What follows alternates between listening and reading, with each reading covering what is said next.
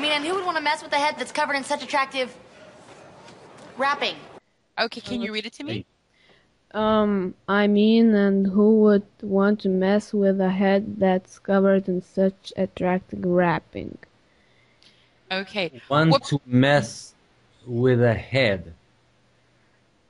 Now, the word mess. To mess with a head. Yes, I can see where the confusion comes in. The word mess has many meanings. The main meaning of the word mess is like if you come into my room and I have stuff all over my desk, you could say, what a mess, right? My desk is messy, so there's a mess.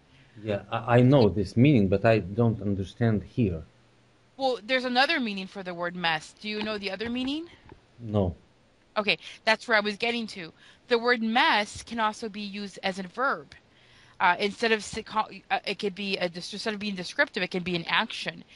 I can sit here and say... To mess. Here is action, yes? Yes, exactly. I want to mess. Yes, and when I say mess, like let's say there's some people and I want to bother them. I'm going to tease them, or I'm going to joke around with them, or I'm going to play a trick on them. What I'm going to say is I'm going to mess with them. I'm going to mess around with them. So mess is an action. And normally when you use mess as an action, you use it in a way, it's not negative, but it's in a way where you're going to play a joke on someone or you're going to tease someone.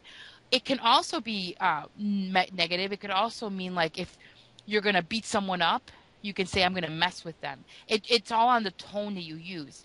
Mm-hmm. In this particular case, they're saying, who would want to mess with a head? So basically they're saying, who would want to mess with that person?